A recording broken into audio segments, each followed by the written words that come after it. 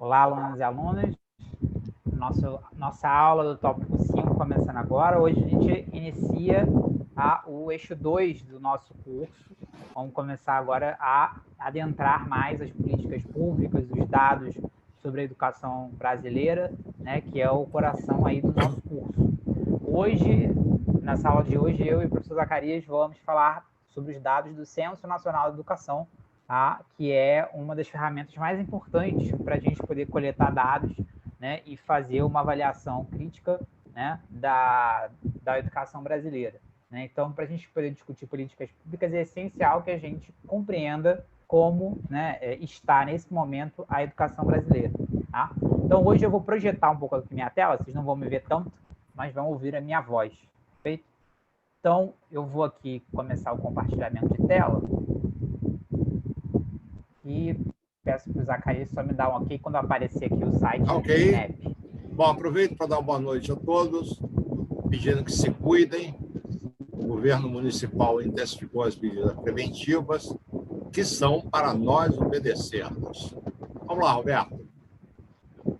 Vamos lá. Apenas a título de introduzir aqui as nossas alunas, antes da gente entrar nos dados propriamente dito, só apresentar aqui para vocês, esse aqui é o site do INEP, né, o Instituto Nacional, né, de Estudos e Pesquisas Educacionais Anísio Teixeira, e dentro dele a gente tem uma série, né, de políticas, entre elas o censo escolar. Tá? O censo escolar ele é realizado anualmente, tá, como um levantamento de dados geral de todas as escolas do Brasil, públicas e privadas. Vocês podem ver aqui, vou descer um pouquinho, vocês podem ver que está rolando aqui, inclusive, até, né, uma etapa aqui de inserção de dados aqui já do censo de 2021, tá? E apresentar um pouquinho para vocês aqui, tá? Como se coleta os dados, né? Que temos etapas de coleta, orientações, porque são as direções, né, das escolas, as direções das redes de ensino, que tem que inserir esses dados anualmente, tá? Então, vou fazer aqui apenas uma rápida apresentação. Eu já deixei até aqui essas abas aqui abertas em outras abas aqui do computador. Aqui as etapas da coleta, né, que é onde os gestores, né, os diretores das escolas têm que inserir os dados. Esses dados, vamos aproveitar aqui esse infográfico, se dividem muito, né, na situação do aluno, né, que é o rendimento, né, a nota dele, né, se ele foi aprovado, reprovado, e o movimento dele, né, se ele foi transferido, deixou de frequentar a aula. Aqui a gente consegue ver como é que está a aprovação desses alunos, se eles mudaram de escola, se não, né? Um pouco dessa situação do aluno e outros dados que são levantados em relação à própria escola, dados dos professores e tudo mais, né? Aqui a gente vai ver um pouquinho, né, por exemplo, de indicadores educacionais. O que é levantado, né, nesses indicadores educacionais de educação básica, tá? Alguns dados dos docentes, né, adequação da formação do docente, se esse docente tem ensino superior ou não, esse tipo de coisa. Aqui a gente pode ver, ó, indicadores financeiros e educacionais, né, quantas escolas gastam, em que elas gastam, né, complexidade da gestão da escola, né, existe um conselho da escola, como é que vai a gestão democrática dessa escola, né, as entidades, os atores sociais, né, da localidade estão envolvidos nessa direção da escola ou não. E aqui alguns dados mais, né, dos próprios alunos, né, e das turmas, média de alunos por turma, qual é a média de horas aula diária, nível socioeconômico, por aí vai. Então, vocês podem ver que tem uma série de dados que tem que ser, né, inseridos. As entidades, e aqui alguns dados mais, né, diária, nível socioeconômico. Roberto, o seu som não está bom. Né, ou pelas redes de ensino. Esses são os dados. Oi, melhorou? Agora sim, Melhorou? Tá bom. Melhorou, perfeito. Esses dados aqui são os dados que as redes e os diretores das escolas têm que inserir todos os anos. A partir daí se faz o nosso censo. Passei rapidinho aqui só para vocês se familiarizarem um pouco com esse site do INEP, do Censo Escolar, tá? Que é importante e é o que a gente vai apresentar hoje de dados. Tá? Me permita só uma fala, Roberto. Claro. O Instituto Nacional de Pesquisas em Educação, chamado INEP Anísio Teixeira, Ele foi fundado pelo Anísio Teixeira, que é considerado aí um grande educador brasileiro e, sem dúvida nenhuma, é um dos que mais batalhou pela oferta de educação pública gratuita, universal, para a população brasileira. Por coincidência, nessa semana nós estamos comemorando aí, lamentavelmente, 50 anos do assassinato do Anísio Teixeira. Ele apareceu morto no fosso de um elevador aqui na praia de Botafogo. Todas as investigações mostram que ele foi assassinado, ele não caiu simplesmente no fosso de um elevador, porque a perícia, ao periciar, né, ao examinar a porta do elevador, viu que ela não abria de maneira nenhuma por fora e, portanto, era impossível ele ter caído no fosso de um elevador. Mas foi encontrado lá, bastante massacrado, né, pelo carro do elevador, e foi encontrado no dia seguinte. Ele teria saído de casa para um almoço com Aurélio Buarque de Holanda, da praia de Botafogo. Ele morava em Copacabana, ele veio até Botafogo, avisou a família que iria almoçar com um amigo e que depois iria para a rua Marquês de Olinda, onde estava a sede da editora, parece que a Civilização Brasileira, onde ele trabalhava como consultor de educação. E a família, como ele era uma pessoa muito metódica, muito, né, pontual nos seus horários, a família estranhou que ele não chegou à noite em casa, no horário combinado, e aí começou o desespero familiar. Liga para o hospital, liga para o IML, liga para os hospitais, liga para a delegacia, ninguém encontra, e, portanto, só foram encontrá-lo no dia seguinte à tarde, no fosso do elevador. Essa é uma morte extremamente lamentável, mostra a truculência da ditadura militar que se instaurou no Brasil a partir de 31 de março e que se insiste em comemorar no dia 31 de março como sendo um marco da democracia brasileira. De democracia não tinha nada. O AI-5, o Ato Institucional número 5, que restringia as liberdades, liberdade de expressão, liberdade de locomoção, liberdade de reunião e etc., de organização partidária, mostram o quanto era um regime fechado. E sob o comando das Forças Armadas, que desprezavam habeas corpus, desprezavam a questão das casas, né? A privacidade das residências, enfim, foi um horror. Isso durou de 64 até 1985. E o Anísio Teixeira e inúmeras outras pessoas foram vítimas desse regime ditatorial. Ele, só para reforçar, foi, no entanto, o grande batalhador da criação da oferta de escolas públicas a partir da década de 30. Ele avançou bastante nessa questão. A partir daí é que nós podemos falar num sistema brasileiro de educação pública. Já existia, desde o Império, já há uma quantidade grande de escolas, sobretudo os grupos escolares, oferecidos gratuitamente para a população. Mas essa educação, tal como nós a conhecemos hoje, nós a devemos ao Anísio Teixeira. É isso, Roberto. Perfeito, sempre bom lembrar o grande Anísio Teixeira, um dos grandes intelectuais da história desse país, principalmente no campo da educação. Aumenta teu som, Roberto, por favor. Pronto, vou deixar aqui o... Melhorou? Melhorou. O microfone mais perto da boca. Zacarias, confirma para mim que tá o gráfico está aparecendo? Tá. Perfeito. Então, nós vamos trabalhar um pouquinho com esse gráfico aqui. Ele é um infográfico baseado no censo de 2019. Tá? No censo escolar de 2019 tem alguns dados aqui, né, nas gerais, e aqui tem os dados, né, nas colunas aqui da educação infantil, ensino fundamental e ensino médio. Abaixo tem outros dados aqui sobre o ensino profissionalizante, alguns dados sobre os professores, né, do Brasil e tal. A gente vai trabalhar principalmente com esses dados aqui de cima. Depois eu posso até deixar lá na aba esse gráfico para vocês, tá? Esses dados de 2019 vão revelar para a gente, né, o tamanho né, da educação no Brasil, como ela é enorme, como ela é gigante, né? Para vocês terem uma ideia, aqui nessa nossa primeira aba, ela diz aqui para a gente que nós temos 180 mil escolas no Brasil, né? Aqui estamos falando de educação básica, né? Então, educação infantil, fundamental e médio. Nessas 180 mil escolas, um número de mais de 47, quase 48 milhões de matrículas, tá? Na escola básica brasileira. Para vocês terem uma ideia, isso é maior do que a população da Argentina, né? A população da Argentina é de 45 milhões, é maior que a população da Espanha também, que é de 46 milhões. Nós temos praticamente 48 milhões de alunos na educação básica, lembrando dados de 2019. A pandemia vai bagunçar um pouco isso, inclusive na relação público-privado, que a gente vai já falar.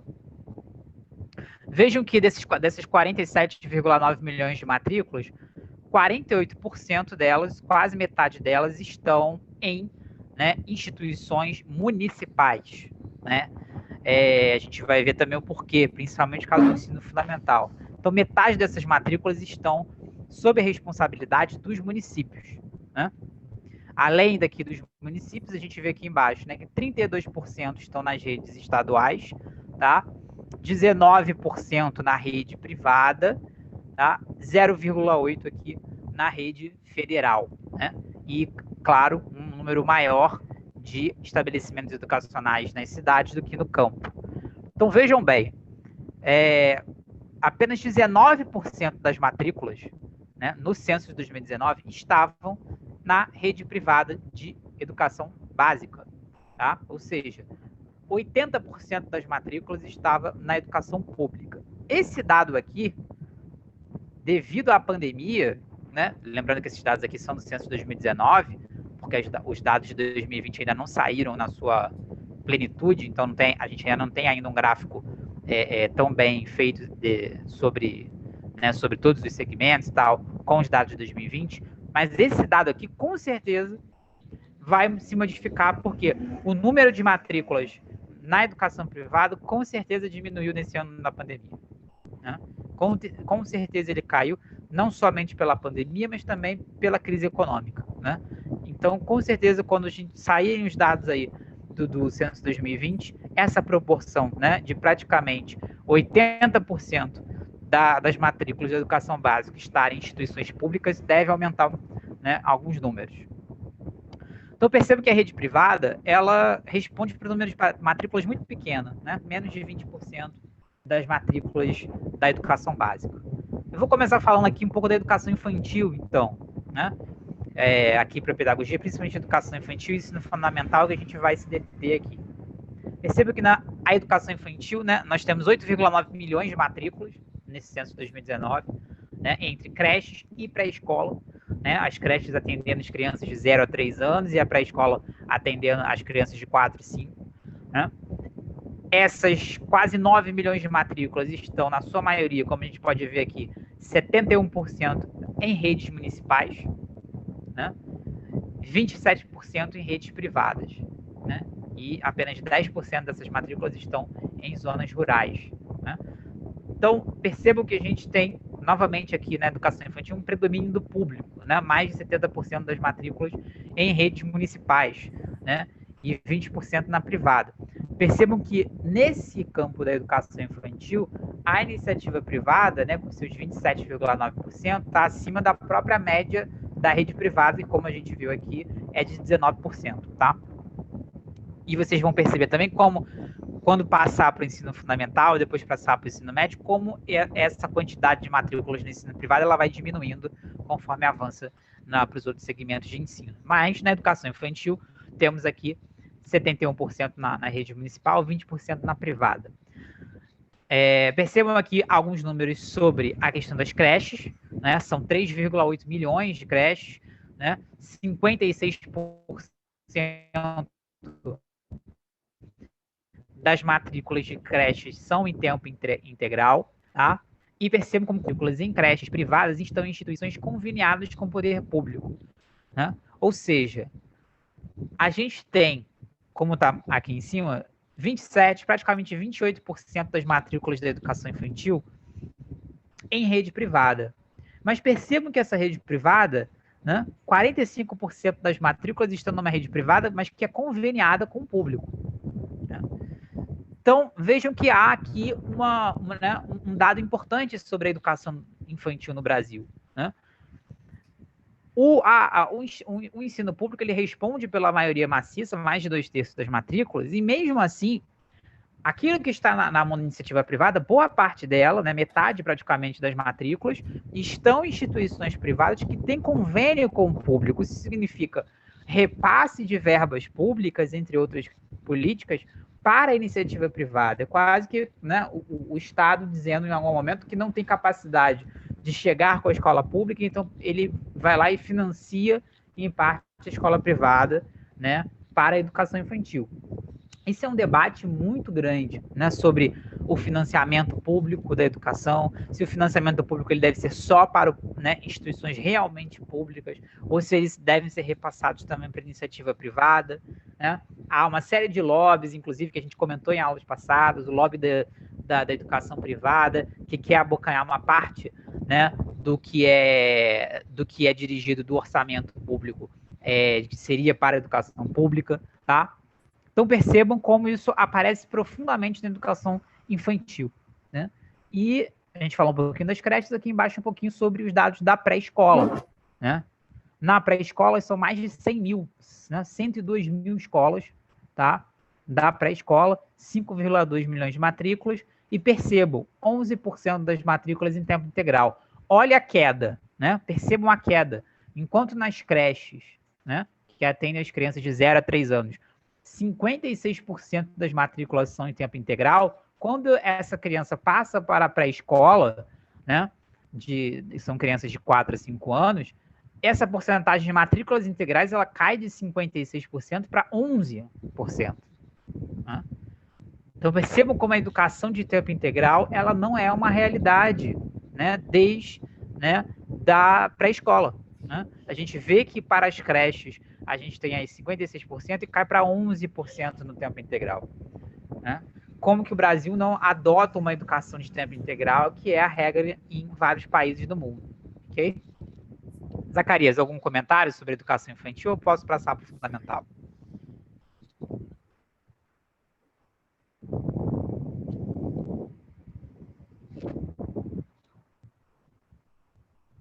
Não estou te ouvindo, Zacarias. Não está me ouvindo? Agora sim, agora eu ouço. Peraí. Deixa eu ligar aqui minha câmera. Agora estou ouvindo. Isso. Eu me levantei um pouco e não peguei o que você estava falando. Eu só perguntei se você queria comentar alguma coisa dos dados da educação infantil ou se eu poderia passar para o fundamental já. Não, quero sim. Quero chamar a atenção para o tamanho do território brasileiro e colocar bem claro, deixar bem claro, não há um município no Brasil que não tenha uma escola. Isso é uma das causas do nosso problema da oferta de uma educação de qualidade. Por quê? O Brasil tem hoje em torno de 5.600 municípios, um pouco mais ou um pouco menos. Esses municípios são muito desiguais. Eu tenho municípios muito ricos, como São Paulo, Rio de Janeiro, Porto Alegre, Campinas, etc. E tenho municípios muito pobres. Quanto mais eu entro, né, Brasil adentro, eu vou encontrando municípios muito pobres, que dependem muito de verbas estaduais e federais para pagar os seus funcionários. Por conseguinte, quanto mais pobre é o município, tanto mais precária será a educação que ele vai receber. Mas salientando bem, quando nós falamos em democratizar a educação, nós já avançamos bem. A cobertura, o atendimento escolar oferecido pelo Estado brasileiro, é 100%. As quantidades também são muito grandes. Agora, essa qualidade ela é variável em todo o território nacional. E variável muito conforme o próprio mapa da desigualdade social no Brasil. É aquilo que eu falava. Na região litorânea do Brasil, desde lá de cima de Roraima até o Rio Grande do Sul, eu vou encontrar no litoral as melhores escolas, melhor biblioteca, melhor tudo. À medida que eu for avançando para o interior, essa qualidade vai se deteriorando incrivelmente. Assim também como os indicadores de pobreza. Era isso, Roberto. Perfeito, Zacarias. Eu vou passar, então, para o ensino fundamental, né? Que, como já salientado pelo Zacarias, é onde a gente tem uma cobertura praticamente de 100%, né? Já houve uma universalização do ensino fundamental no país. 100% das crianças, né, jovens em idade de cursar o ensino fundamental passam por ele, né? Aí é o dado quantitativo. Qualitativamente, a gente debate, né? Percebo que o ensino fundamental, das nossas 3 modalidades aqui, né, da educação básica, infantil, fundamental e médio, ensino fundamental, que responde pelo maior número de matrículas, né? São 26,9 milhões de matrículas. Né? Claro, o ensino fundamental ele leva 9 anos para ser concluído, então ele tem um número de matrículas, né, Roberto, mais acentuado. só uma observação. Você Sim. falou em modalidade. Não, a gente não está falando de modalidade, está falando de níveis da educação básica. A modalidade seria presencial, seria a distância, entende? Então, o nosso enfoque aqui hoje são os níveis da educação básica. Verdade, níveis, correto, Zacarias.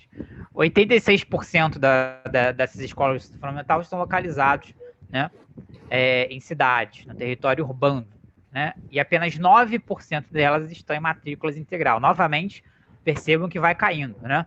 Era 56% na creche, cai para 11% na pré-escola, cai para 9% no ensino fundamental. Percebam como esse horário parcial, né, de turnos, turno da manhã, turno da tarde, é a tônica na educação brasileira, que é muito criticada por muita gente, eu me incluo nisso. Anos iniciais, 109 mil escolas de ensino fundamental em todo o Brasil. Como o Zacarias salientou, a menor cidadezinha do Brasil, que tem lá um punhado de pessoas, tem uma escolinha lá de ensino fundamental, né? Agora, percebam, né? 38% dos estabelecimentos que oferecem anos iniciais têm até 50 alunos e apenas 3,9% têm 500 alunos, né? Perceba, então, como essas escolas de ensino fundamental, Brasil afora, elas são pequenas, né? Elas são pequenas, porque essas escolas de ensino fundamental, nós temos praticamente 40% delas atendem no máximo 50 alunos, né? E apenas 3,9%, né, menos de 5% dessas escolas de ensino fundamental tem mais de 500 alunos. Né? Nós temos aqui, então, um dado importante. As escolas de ensino fundamental, geralmente, elas são escolas, no que diz respeito à quantidade de alunos, são escolas pequenas. São escolas que atendem a um número pequeno de alunos. Por isso, essa profusão de escolas tão grande, porque se você tem turmas pequenas, escolas com poucas turmas, e você precisa atender 26 milhões de matrículas, realmente você tem que ter mais de 100 mil escolas, tá? Bem, a gente tem aqui, né, a gente está falando dos anos iniciais, né, primeiro e quinto ano do fundamental, 67% dessas matrículas, né, estão na rede municipal, né? Novamente, o município respondendo, né, pela maior carga de matrículas, tanto da educação infantil quanto o ensino fundamental. Vejam como é a rede privada aqui, no ensino fundamental, o dado, né, 19% das matrículas já bate com a média, né, nacional. A gente via que lá na creche, né, principalmente na educação infantil, principalmente nas creches, respondiam por quase metade né, das matrículas. Né? E isso é um problema muito grande na nossa educação, porque boa parte das mães, né, precisam do aparelho público, da escola pública lá na creche para deixar seus filhos e não encontra isso. Isso é uma reivindicação histórica da população brasileira, principalmente, né, das mães, de ter mais creches públicas, né? Quando a gente vê que 45% das creches estão na mão da iniciativa privada. Quando passa para o fundamental, essa porcentagem já cai para 19%, né? Dos anos iniciais do fundamental estão na mão da iniciativa privada. E já aparece aqui a rede estadual, com 13% das matrículas, né? Ainda pequeno nos anos iniciais do fundamental. Então, O município, né, as matrículas em instituições municipais são a maioria esmagadora, são 67% dos anos iniciais do fundamental. Quando nós passamos para os anos finais do fundamental, né, do 6º ao 9º ano, já há uma modificação, né? Já há uma modificação porque você vê que o município ainda responde pela maioria das matrículas, mas esse dado cai, né? Comparado aos anos iniciais, cai de 67% para 42% dessas matrículas. E aí a rede estadual já aparece com 41%. Né? Percebam como a rede estadual cresce de 13 para 41 quando a gente passa dos anos iniciais do fundamental para os anos finais. Né? E como a rede privada diminui mais ainda, né? Passa de 19% para 15% dessa rede, né, do ensino fundamental. Né? Chama a atenção também aqui para o dado que turno, né, que esses alunos estudam. Né? 99%, quase a totalidade dos alunos do ensino fundamental estudam de dia. Né? O 0,4 aqui que sobra, com certeza, né, é o EJA. Adultos que estão tentando finalizar o fundamental. Vocês vão ver como a gente avalia no ensino médio, como isso vai se modificar. Né? Mas a gente vê aqui, nos anos iniciais, os municípios respondem por 67%, né? Mas nos anos finais, ele ainda é a maioria, 42%, mas praticamente dividido com as redes estaduais já. E como a iniciativa privada respondia nos anos iniciais só por 19% e já cai de 15% para esses anos finais. Certo, Zacarias? Ok, Roberto, vamos falar agora o seguinte, é para você deixar bem claro que até aqui, até onde você abordou, esse ensino é da competência municipal. Quando o Estado e a União interferem de forma complementar. Então, onde eu tiver maior quantidade de escolas estaduais, é por conta da incapacidade dos municípios de ofertar o que deve ofertar. Pela lei, isso é da competência dos municípios. Ao Estado cabe só a oferta do ensino médio.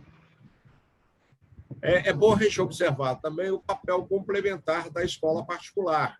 Ela entra, né, complementando, assim como a escola federal, elas entram complementando a demanda, complementando a atenção necessária à demanda existente. Era isso. Vamos para o ensino médio. Exato. Exato. Aqui no Rio de Janeiro, por exemplo, a gente, o município cuida do ensino fundamental como, né, total, mas a gente sabe que não é assim no Brasil inteiro, por isso que a rede estadual, para os anos finais do ensino fundamental, já aparece aqui com mais de 40% das matrículas. Né?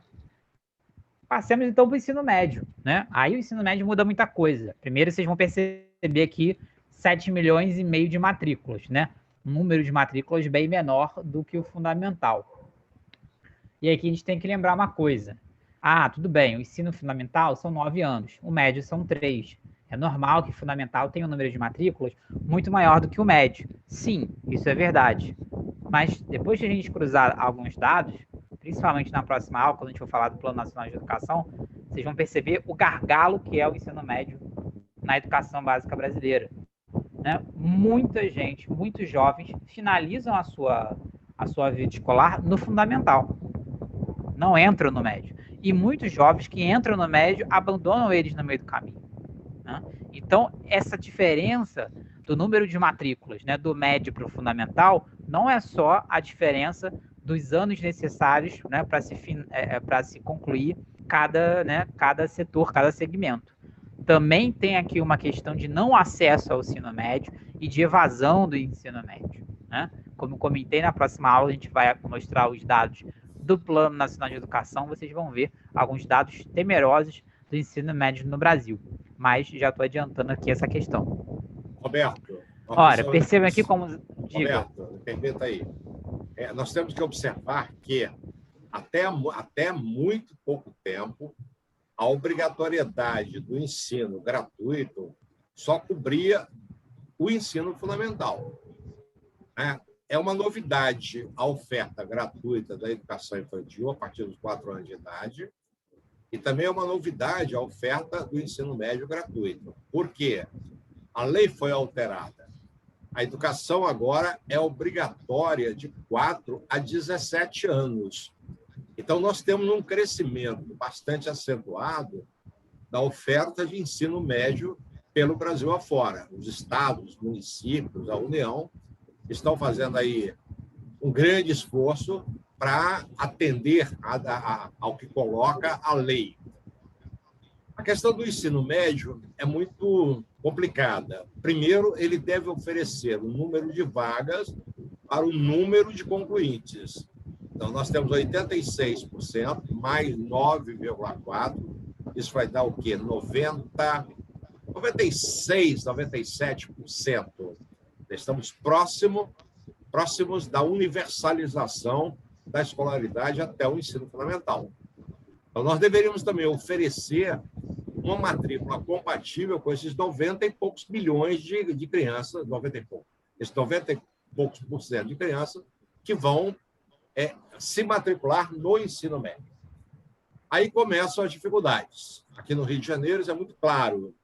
Os pais têm muita dificuldade, de repente, de conseguir matrícula perto de casa. Quando a matrícula fica mais longe de casa, demanda transporte escolar, isso já começa a complicar, embora o Brasil ofereça transporte escolar gratuito. Desde o Vale Transporte, aquele... Como é que chama o Vale Transporte na educação pública, Roberto? É o Rio Card, do... Aqui no Rio, né? Assim como barco, bicicleta, o que vocês puderem pensar. O Brasil oferece isso para que ninguém falte a aula. O problema que nós temos é que também, há pouco tempo, se proibiu o trabalho infantil. Esse trabalho infantil está cobrindo, basicamente, a fiscalização até os 17 anos. Mas, dentro do nosso quadro de carência, de desigualdade social, há uma procura por trabalho. Então, os garotos, principalmente os garotos, tendem a encontrar trabalho para ajudar a família. Trabalhos precários, né? Não é trabalho com carteira assinada, etc, etc. Mas muita gente abandona a escola ao terminar o ensino fundamental por conta do trabalho. É verdade que as meninas abandonam muito menos. O movimento feminista tem criado na cabeça das meninas a necessidade de elas se formarem para serem cada vez menos dependentes do marido, do namorado, enfim, da pessoa com que elas vão viver. É uma forma de emancipação. Mas, mesmo assim, aqui está a grande dificuldade que a gente está enfrentando hoje, que é a de levar essa meninada para o ensino médio. Segunda dificuldade, que eles permaneçam no ensino médio. Terceira dificuldade, que eles concluam o ensino médio. Não obstante já haver aqui, claramente, modalidades diferenciadas no ensino médio, ensino agrícola, ensino contábil, ensino normal, ensino industrial, etc., etc., ainda assim a gente não consegue colocar todo mundo matriculado e permanentemente frequentando as aulas de ensino médio. É isso, Roberto. Exato. E aqui tem alguns dados muito interessantes do ensino médio. Melhora seu som aí, Roberto. Tem alguns dados muito interessantes do ensino médio para a gente refletir aqui, né? Primeiro, como o Zacarias salientou, né? A obrigação do fundamental é do município, a obrigação do ensino médio é da rede estadual. Então, percebam aqui que 83%, quase 84% das matrículas do ensino médio estão na rede estadual. Tá? Vejam como a rede privada, ela responde apenas por 12% das matrículas, né? Ela vem caindo drasticamente. Lembra lá, na educação infantil era 27%, né? Quando passa para o Fundamental 1, cai para 19%, para o Fundamental 2 cai para 15%, e chega no ensino médio para 12%. Né? Então, percebam como a massa de alunos está no ensino público. E conforme isso vai avançando de nível, base do infantil para o fundamental, do fundamental para o médio, o número de no ensino público ele vai aumentando, né? E a participação da rede privada vai diminuindo. né? Aqui surge, ó, 3% das matrículas na rede federal, né? Então, aqui os institutos federais, né? Então, aqui colégios como Pedro II, né? Que já aparece aqui, que não aparecia, né? Nas outras etapas do ensino, né? Aqui, como eu chamei a atenção de vocês, olha só como aparece o turno noturno, né? 17%, quase 18% das matrículas na noite. Quando vimos aqui no fundamental, não era nem 1%. Olha como muda, né? Quando muda de uma modalidade, quando muda de um nível de ensino para o outro, como os números mudaram drasticamente no ensino médio, né? Só 10% dessas matrículas em tempo integral. Novamente, como o número de matrículas de tempo integral, ela vai desabando, né, ao longo, né, do progresso dos níveis de ensino, né? Era 56% lá na creche, já cai para 11% na pré-escola, 9% no fundamental e no médio fica aqui no 10%. Então, como que quando sai da creche, tanto a pré-escola quanto o fundamental, quanto o ensino médio, fica ali na casa dos 10%, né?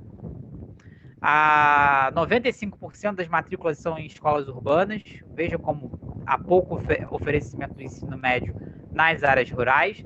E 41%, né, das matrículas estão em escolas com mais de 500 alunos. Olha a diferença para o fundamental. Quando a gente salientou que no fundamental tinha as escolinhas, né, com o máximo 50 alunos, agora não, 41% das matrículas estão em escolas que têm mais de 500 alunos, ou seja, as escolas de ensino médio, elas tendem a ser grandes escolas, com muitas turmas, né, com a quantidade de alunos muito grande, bem diferente do fundamental. Então, como o ensino médio, ele tem um perfil totalmente diferente do fundamental e problemas também bem diferentes do fundamental, que, como eu disse, a gente vai aprofundar na próxima aula. Perfeito? Roberto. Zacarias, eu fechei aqui esse gráfico. Você quer ainda falar sobre esse gráfico? Queria. Eu quero apenas falar que, a partir de 2010 para cá, quando nós começamos a tentar organizar as políticas de educação, isso por meio do Plano Nacional de Educação. O primeiro foi 2010 até 2000 e, sei lá, 2010 seria 2020, né? Mas houve uma encrenca muito grande aí, de forma que nós temos 2000 e, sei lá, depois a gente fala disso aí direitinho para 2014 e 2024. O que eu quero afirmar é que, a partir das pressões sociais, das pressões da sociedade civil, o Brasil está sendo forçado, o governo brasileiro está sendo forçado a oferecer escolas de tempo integral. Lá para frente, a gente vai fazer uma discussão sobre a diferença entre escola de tempo integral e escola de ensino integral. São coisas diferenciadas. No momento, nós estamos falando de escolas de tempo integral. Então, veja, na escola infantil, na educação infantil, como as mães, as famílias têm uma grande necessidade de sair e trabalhar fora de casa, os governos têm atendido com mais intensidade o tempo integral na educação infantil. Aqui no Rio de Janeiro, por exemplo, foram criadas, na administração anterior do Eduardo Paes, muitos, né, EDs, que são espaços de desenvolvimento infantil, ou seja, creches, o nome mais bonitinho, papapá, para garantir o que a lei fala, oferta de ensino de tempo integral. No ensino fundamental é crescente, mas nós esbarramos no problema, um problema muito sério. Milhões de alunos com escolas que são pequenos edifícios, 2, 3, 4 andares, por exemplo, e que não tem espaço, né, de lazer, espaço de esporte, espaço disso, espaço daquilo, para que a criança possa ficar aí de 8 horas da manhã até 5 horas da tarde. Então, é preciso de repensar um modelo arquitetônico de escola para esse tipo de oferecimento de escola de tempo integral. O que está sendo oferecido agora ainda é muito amador, é muito precário, né? Na própria escola, do jeito que ela tendo condições de não estressar tanto ou de estressar muito essa criançada. Quando a gente chega no ensino médio, o problema é muito maior, porque como esse ensino médio ele entra muito recentemente nas estipulações legais, as dificuldades são imensas. Por exemplo, escola de tempo integral tem sido feito um esforço grande, mas contra esse esforço eu tenho a própria necessidade ainda de muita gente trabalhando, eu tenho muita necessidade do ensino noturno. Veja, ainda existe. No ensino fundamental, praticamente foi extinguido o ensino noturno por conta da necessidade de manter essa criançada na escola, de tempo integral, com merenda, com absolutamente tudo. Então, eu acredito que até 2024 nós avançaremos mais alguma coisa. Não tanto quanto se esperava, porque a partir do golpe de 2016, né, as questões da educação estão sendo preteridas. Vejam, eu tenho neste governo Bolsonaro, já estamos no terceiro ministro da Educação, terceiro. O primeiro foi um colombiano, não entendia nada de educação brasileira. Depois tivemos o Weintraub, interessado em outras coisas, menos no avanço e na melhoria da educação. E temos agora esse terceiro ministro, esse pastor educacional, que diz claramente que a sua missão na educação brasileira é uma missão muito mais espiritual do que em termos de administração e melhoria do sistema educacional brasileiro. Então, as coisas estão paradas. Nós vamos entrar, portanto, em 2024 com muitos déficits de coisas que nós deixamos realizar. É isso, Roberto. Perfeito, Zaca. Então, esse infográfico, gente, foi para dar um bom panorama aí do que é a educação no Brasil com todos esses dados, né? Óbvio que o ano de 2020 os dados de 2020 vão trazer grandes novidades aqui devido à questão da pandemia. Eu puxei aqui 3 matérias que eu vou mostrar para vocês aqui, já sobre algumas questões de 2020, né? O mais recente. O primeiro, vocês estão vendo aí, está aparecendo, Zacarias? Aqui a revista Piauí, né, dizendo aqui, há mais mulheres professoras nas séries iniciais que nas séries finais. Aqui dados do professorado, né? Matéria que saiu essa semana aqui, 17 de março de 2021, já com dados do censo de 2020, que não foi liberado na sua integridade, mas algumas coisas saíram, como, por exemplo, esse dado do magistério, né? Na educação infantil, eles fizeram esse infográfico aqui, né? Na educação infantil, praticamente todas, né, as professoras são mulheres, né? Quando se compara com o ensino médio, né, o último segmento aí da educação básica, aí você já tem ainda uma maioria de mulheres, mas já com a participação masculina, né? Aqui a gente tem os dados certinho. Roberto, diga. Nós já temos bastante tempo, já temos 28 minutos, quase que 38 minutos de aula. A gente tem que estar atento para isso aí. Mas vejamos uma coisa, volta lá. Volta para a tela anterior. Isso. Nós temos que perguntar, por que tanta mulher, né, se torna professora? É o magistério, é uma profissão feminina? Resposta, não. O magistério não é uma profissão feminina. Historicamente, o magistério no Brasil começa com homens padres. As mulheres, no entanto, descobrem as escolas como sendo um templo isento, por exemplo, de sexualidade. Então, elas começam a se tornar professoras e os seus maridos deixam que elas são professoras, porque, teoricamente, a escola não ameaça a integridade sexual das suas mulheres. E as mulheres se aproveitam.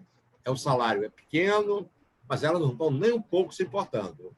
Elas podem sair de casa, elas recebem um ordenado, recebem um salário mensal, e com esse salário mensal elas podem começar a ser menos dependentes dos seus maridos. Elas podem, por exemplo, se tornar elas próprias compradoras das suas roupas de baixo, elas podem comprar suas maquiagens, sem necessariamente depender do marido. Isso não é uma especificidade brasileira. O magistério, em termos mundiais, é também feminino. 84% do magistério mundial ele é integrado por mulheres. Então, se eu for para a África, se eu for para a Ásia, se eu for para a Europa, para a Oceania, eu vou encontrar uma situação semelhante, mas que a gente não pode dissociar da emancipação feminina. À medida que os meninos vão crescendo, né? Entram na puberdade, no ensino médio, estão chegando aí na puberdade, estão entrando na adolescência, a escola começa a ficar perigosa para mulheres. Mesmo a escola se precavendo, por exemplo, não há uma sala de aula que não tenha um visor de vidro na porta da sala para que se evite qualquer ato libidinoso no interior da sala de aula. Os banheiros todos têm meia porta, meias paredes, exatamente para inibir a sexualidade. As roupas do magistério. Homens com, até um tempo atrás, com jalecos que chegavam até o joelho. As mulheres também. As mulheres nunca iam com batom, com cabelo solto, né, com roupas coloridas, com roupas mais sensuais. Então, há uma inibição sexual no interior da escola que permite muito chamarem de templos. A escola é um templo, a escola é um segundo lar. Isso é, completamente assexuada, pelo menos em nível teórico. Então, por favor, entendam que, à medida que a sexualidade vai se revelando com mais intensidade, o número de mulheres também cai. Quando nós chegamos na universidade, esse quadro se inverte por inteiro. A maioria predominante dos professores universitários é de homens. As mulheres estão chegando muito recentemente. Até há pouco tempo, quando eu falo há pouco tempo, há 50, 60, 80 anos, as mulheres não chegavam em determinadas carreiras acadêmicas.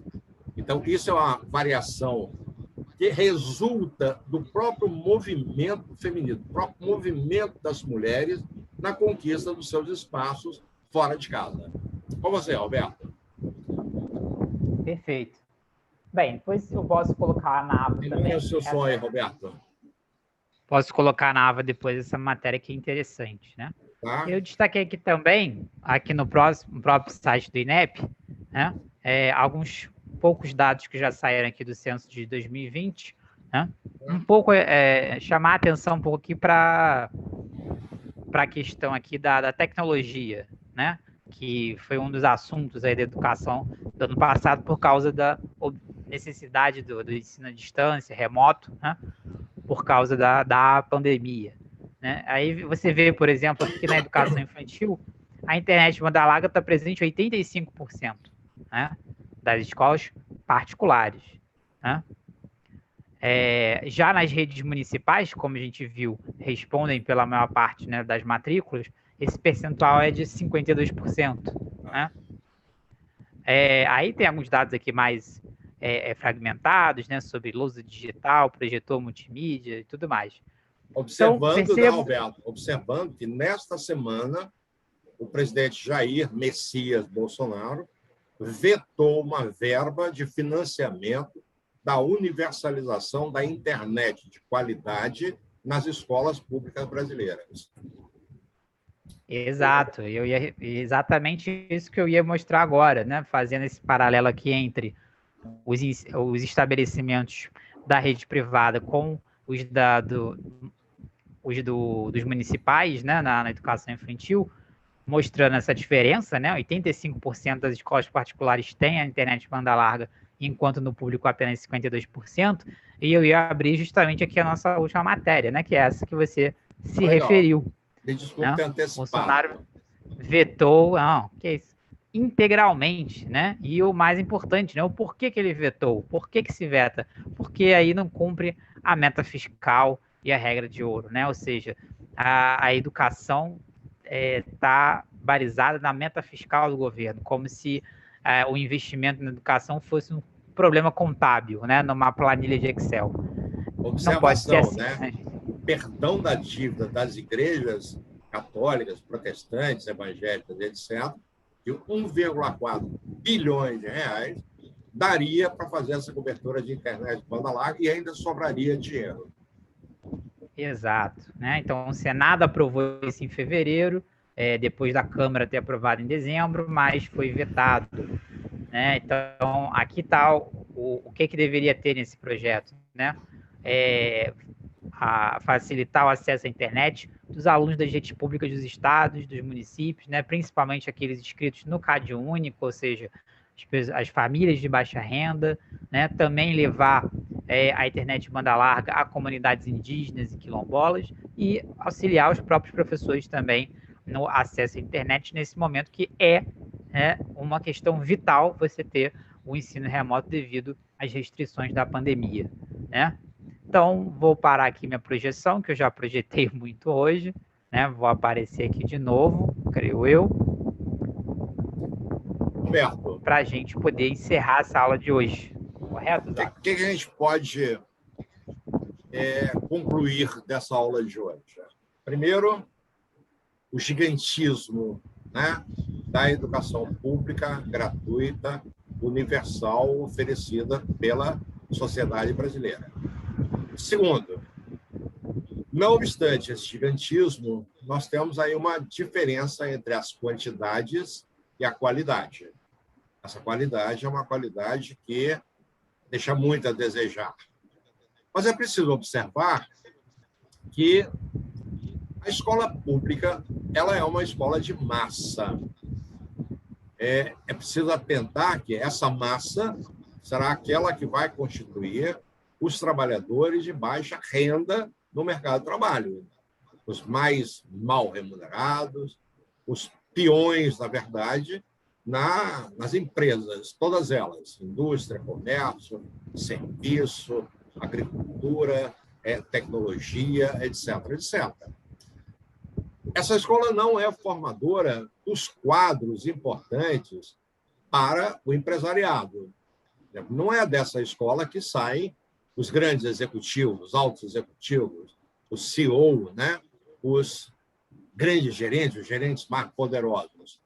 Esses quadros serão formados em outras escolas. Então, nós temos aí uma dualidade que reflete a mesma dualidade de classe. A classe dominante forma, né? Ela se reproduz formando-se ou formando seus quadros nas melhores escolas privadas do Brasil e do estrangeiro, enquanto que a massa trabalhadora vai ser formada nessa educação básica. Então, não há, do meu ponto de vista, nenhum interesse da classe dominante de transformar essa escola numa escola de qualidade, onde possam, né, concomitantemente estudar os filhos da classe trabalhadora e os filhos da classe dominante. Essa utopia, né, que a gente pretende um dia concretizar, que essa escola esteja composta, né, esteja incluindo filhos de trabalhadores e o filho do banqueiro, ela parece que vai ser cada vez mais difícil. Então, os filhos dos grandes industriais, dos grandes banqueiros, estão em escolas particulares de ponta. A classe média nem consegue pagar a mensalidade dessas escolas. Eu estou falando em mensalidade de R$6.000 por mês, 8.000, R$10.000. São Paulo tem uma escola que está cobrando praticamente R$12.000 de mensalidade. É uma escola bilíngue, uma escola, enfim, extremamente sofisticada. Essa sofisticação que essa escola, que o Colégio Santo Inácio aqui no Rio, o Colégio São Bento aqui no Rio, podem oferecer para os filhos da classe dominante, ela é negada de ponta a ponta na escola pública.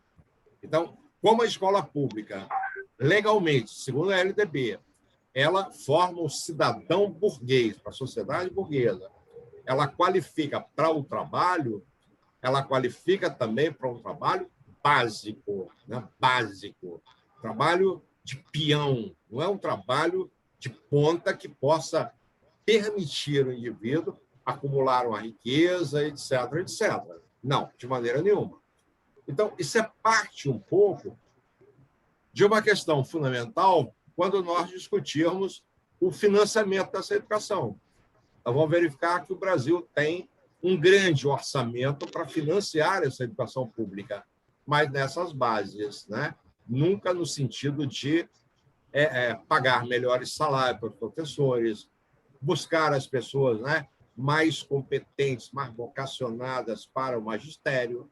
Enfim, nós estamos perdendo, né, bons profissionais, que, ao invés de estar no magistério, estão fazendo concurso para a Petrobras, estão fazendo concurso para isso, para aquilo, etc., onde o salário inicial é superior a R$ 5.000. São raros os estados brasileiros que pagam acima de R$ 4.000. R$ 3.000 é a grande maioria. Atualmente, os estados administrados por partido de esquerda, no meu caso, claro, né, o mais espetacular exemplo, que é o estado do Maranhão, que está pagando em torno de R$ 6.000, R$ 7.000 a um professor. Consequentemente, a melhoria salarial se verifica no Maranhão e em muitas cidades do interior do Nordeste, tem atraído profissionais para o magistério com muito mais competência, com uma formação mais sólida, e os indicadores estão melhorando acentuadamente. Nós precisamos que esses esforços sejam coletivos. É preciso que a sociedade brasileira se atente para o fato de que não se faz boa educação pagando salários tão baixos. O Roberto haverá de mostrar um pouco mais na frente que o quadro do magistério brasileiro é um quadro com muitas dificuldades, com muitos problemas. Se a gente observar a formação de professores brasileiros em matemática, em ciências e em leitura, olha, dá vontade de a gente se jogar numa pirambeira. Só para vocês terem uma ideia, a quantidade de faculdades de pedagogia pelo Brasil afora é um número alarmante. Mas quando eu começo a estudar esse fenômeno, faculdade de pedagogia espalhado pelo Brasil inteiro, eu começo a observar que, na maioria das cidades, a oferta do ensino de pedagogia é muito ruim. Grande quantidade é feita, a grande quantidade de professores de pedagogia é feita com professores apenas com uma graduação. Algumas, apesar de a lei exigir 70% com magistério, com mestrado, eu tenho muita gente também com mestrado feita de qualquer maneira. Mestrados em que, sei lá, meu Deus do céu, são organizados de qualquer maneira, botam um certificado de mestrado nas mãos do professor e ele fica na sala de aula. Então, essa relação professor mal formado, né, e baixo desempenho de alunos, ela é muito clara. Então, quando eu percebo, né, que uma cidade tem um IDEB, um indicador de desenvolvimento da educação básica alto, eu posso observar que a média dos seus professores é uma média bem formada. Tem mestrado, muitos com doutorado, muita pós-graduação. Agora, para que o professor possa cada vez mais se capacitar para a sala de aula, as políticas de melhoria salarial dos professores precisam ser mais intensas. Nós precisamos ainda de avançar no reconhecimento da sociedade para o professor, porque hoje o professor brasileiro tem pouco ou nenhum reconhecimento social. A sociedade leva o professor na flauta, faz chacota com o professor. Os alunos, por sua vez, reproduzem isso. Há pouco tempo, agora em plena pandemia, eu estou me tornando um assíduo visualizador de YouTube. Estou vendo muita coisa no YouTube. E acompanhei uma série de alunos brasileiros estudando no exterior. E me perguntando como é que esses meninos vão para a China, como é que vão para a Iugoslávia, vão para não sei aonde, e como é que se dão bem ou não nessas escolas. Resposta: se dão bem. Aluno brasileiro é safo. Tem dificuldade na Austrália, nem nos Estados Unidos, nem em Londres, nem em Melbourne. Não há diferença, não, são safos. Qual é o problema que eles enfrentam? a valorização do professor. Eles estranham muito terem que chamar o professor de senhor professor, serem obedientes ao professor como autoridade pedagógica. Eles têm muita dificuldade com a disciplina no sentido de obter os melhores conhecimentos, os mais intensos conhecimentos na escola. Então, isso tudo, em termos culturais, né, precisa ser revisto. Nós precisamos de, culturalmente, trazer o professor para a boca de cena como uma pessoa respeitável, uma pessoa valorizada salarialmente, valorizada pela sociedade e assim sucessivamente. Enquanto a gente não der esse passo significativo, a gente vai ter muita dificuldade. Nós, inclusive, somos, em parte, responsáveis por isso também. A gente não cuida, né, de um vestiário adequado para ir à sala, a gente não tem alguns bons módulos em sala de aula, a gente se senta sobre a mesa, né? A gente vai de chinelo, a gente não cuida da nossa própria imagem.